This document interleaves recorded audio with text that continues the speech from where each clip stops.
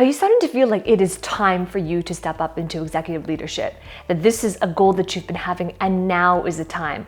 Well, if that is you, today what I want to share with you are 3 key milestones on how to step up into executive leadership. And when you understand what these 3 milestones are, now you can plan for it, your career growth plan on how to step up and how to become more visible and how to have those opportunities open up to you. So those are 3 key milestones. Now I get it, when it comes to stepping up into executive leadership, oftentimes it can feel like a mystery. But you see, the only reason why it feels like a mystery is because it is unfamiliar. Unfamiliarity breeds the feeling of things being a mystery. But what if I told you that stepping up into executive leadership is not a mystery? The only reason why it feels like a mystery is because it is unfamiliar. And the only reason why it's unfamiliar is because of the comfort zone. If you have been at the level where you've at for some time now and things are familiar, the reason why is because this has become a comfort zone. The comfort zone breeds familiarity. It breeds familiarity where there's nothing new. Things are predictable. You know exactly how things are going to go. You know exactly where things are and where things are going to be. And you have the level of comfort. There is a lack of urgency there. There is familiarity there. There is predictability there. And I get it. Predictability and familiarity and comfort are very difficult to let go of. But if you are honest and authentic with yourself and becoming an executive, stepping up into higher levels of leadership, if that is a calling, if that is your authentic goal, then the way to get there is to step out of the comfort zone and into unfamiliarity. Now, keep in mind that unfamiliarity, unfortunately, it has a bad reputation. We see unfamiliar, everything that is not familiar with us, we categorize that as an unknown. And as a result of things being unknown, we see it as a negative. We see it as bad. We see it as undesirable, simply because it is unknown. But how many of you have ever realized that when it comes to looking and pursuing and exploring and discovering the unknown, those are all the areas in which we can pursue our goals. Opportunities are unknown to us. Growth is in the unknown category. Because if it was familiar and if it was known, we wouldn't be growing because we would have familiarity and predictability. So everything you desire in your personal development, in your own improvement and your career growth, everything, all the things you desire in those categories belong in the unknown currently. They are in the unknown category currently. The key is to stepping up into them. So how do you do that? And that's what I want to share with you. What are the 3 key milestones? But I want to premise this by sharing with you that I'm not promising you that these milestones are easy. I'm not promising you that these milestones are easy or that they are going to be comfortable or that they are going to be predictable. I'm not promising you that. Because this journey is going to be necessarily into the unknown. The journey is going to be discovering the unknown. What is on that other side of predictability? And that is hard. And oftentimes there is overwhelm associated with that. But it is part of the journey. Because when it comes to our pursuit of things, pursuit of our goal, have you ever thought about why you want to pursue those things? The essence of our reasons for pursuing goals that are hard and goals that are challenging is because we want to experience greater meaning in life. Isn't that true? You want your life to be meaningful. You want your career not just be a job that you go to get a paycheck. You want your career path to be meaningful. You want it to be a vocation that has purpose, impact, meaningfulness. And have you ever thought about what constitutes meaningfulness? How do you achieve meaningfulness in life and in career path?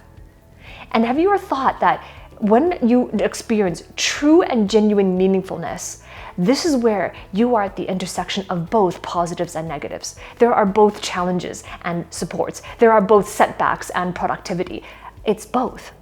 The meaningfulness comes in between those both, embracing both of those things. But in order for you to see the other side of it, we need to venture into the unknown. So let's venture out together. Let's walk through the 3 key milestones so that you can have some clarity on how to set goals and how to plan your growth into executive leadership. Milestone number 1, the first milestone to stepping up into executive leadership is to become the leader who receives the invitation. Because the invitation is important. You want to become an executive. You want to be a member of the inner circle of executives, to be invited into those boardroom meetings, to be invited to give your opinion and to give your insights on strategic direction of the whole organization. This is something that requires an invitation. You can't just barge your way in. You can't just prove your way in or to argue your way in. It requires an invitation. The opportunity is given. It is given. It is a privilege to be invited in that opportunity. It is a privilege to be invited in that inner circle. It is an invitation. So how do you receive that invitation? It starts with the becoming. Now, the biggest mistake I see managers make is that they start with the doing. What are all the things I need to do? How do I need to prove myself? How do I need to show that I can do it? What skills do I need to develop? They focus on the doing. And have you ever noticed that? The more that you take on projects, the more you work harder to prove yourself, the more you get tired and fatigued, but sometimes it doesn't lead to the invitation. You just get more projects. You just get more work. You just get more expectations. The process before the doing is the becoming. You have to become the person to receive the invitation. And this is becoming the leader who has the capacity. The only difference between your leadership today and the leadership you want to be developed into, the executive leadership level, the only difference is capacity. And that is where your leadership capacity needs to become revealed to you. The capacity gap. How do you fill the capacity gap? What is the gap in my capacity between the leader you are today and the executive leader you desire to be? So once that leadership capacity is revealed to you, that capacity is also revealed to all of those around you. It is very powerful when you become the leader that you desire to become, then you can do the things that are necessary. It is not possible to be able to do right now if you haven't become first. Become the person who can do, and then you can do what's necessary. And once you can do what's necessary, that is the leadership capacity. Then you can have the executive leadership position that you desire. So first, the leadership capacity is revealed to you. And once it is revealed to you, it is revealed to all of those around you. And that is the first milestone. Milestone number 2 is to persist through the disappointing long enough to be strong enough to stay there. What do I mean by that? The second biggest mistake I see a lot of managers make is that they have an expectation that once I become appointed to executive, I want smooth sailing, right? I expect the appointing, the opportunity to come to be given to me, and I just step up, I just assume that position. And oftentimes, more than not, there's a disappointment. There's a season of feeling disappointed. There's a season of being disappointed. There's a season of feeling not good enough. There's a season of feeling overwhelmed. There's a season of feeling really, really fatigued and fearful and nervous. There's a season of all of those disappointments.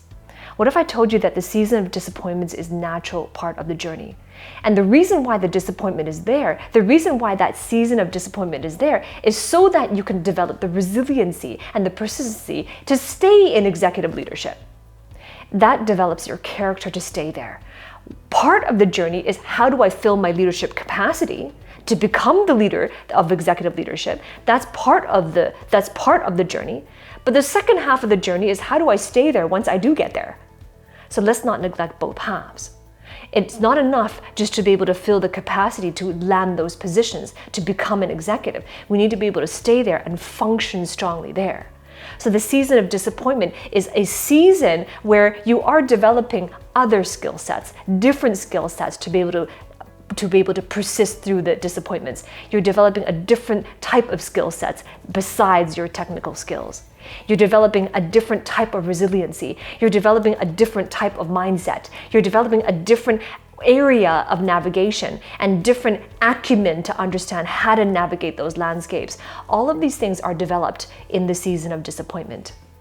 And when you develop these skill sets, the different types of skill sets, once you develop the skill sets, now you have the strength, the persistency, and the consistency to stay there in executive leadership. And that's milestone number 2. And milestone number 3, the final one, is to put an end to your comfort zone. The biggest mistake that I see managers make is that they don't see their own finish line. They don't believe it's possible. They don't think it is a part in the cards for them. They don't feel that the opportunities are there. They don't feel the marketplace is there. They don't feel the economy is supportive of that type of career growth. And that's the biggest mistake that I see managers make. And they listen to other people who tell them the way that it is. They listen to other people who are also stuck in that level. Tell them how this is the way things are. There's nothing you can do about it. You need to change your position. You need to change your industry. You need to change your career path. You need to think about a backup plan. And they listen to that type of advice. They listen to that type of anecdotes. That's the biggest mistake I see entrepreneurs make. But when it comes to stepping up into your executive leadership positions, remember the first milestone is becoming the executive leadership that is necessary in order to do what is required of that level of position. And the second milestone is to be able to put an end to the comfort zone and to be able to understand where your goals are and to be able to understand how to last through the season of disappointment. Because as long as you remain in your comfort zone, the season of disappointment continues. The comfort zone is a continuous disappointment and continuous unfulfillment. Whereas if you step up and you end your comfort zone, there is a season of disappointment, but the season of disappointment does not last. When you stay in your comfort zone, this is where the season of disappointment lasts. It is also a lengthy process of unfulfillment. Think about that. Go to the moment where you have experienced lengthened unfulfillment, lengthened disappointment. Chances are that was an area in your life where you stayed in your comfort zone. That was an area of your life where you were afraid to venture out. That was an area of your life where you were afraid of the unknown and the potential overwhelm of stepping outside of it. And that is what the comfort zone brings. Yes, it is comfortable on one hand, but there is a lengthened disappointment and unfulfillment. The other thing about your comfort zone is a lot of people tend to hide there, waiting for a perfect time. But what if there is no such a thing as the perfect time? What if that perfect time doesn't come because we cannot possibly identify the perfect time in advance? It is only possible to identify the perfect time when you look back retrospectively on where you have come, and then you can see this was divine timing. This was perfect. I can see where all the chips fell. I can see why that had to happen. We can see that looking back. But it's not possible looking forward to identify a perfect time. Reflect on your life and you're going to see that that's true. That there was not a perfect time for anything.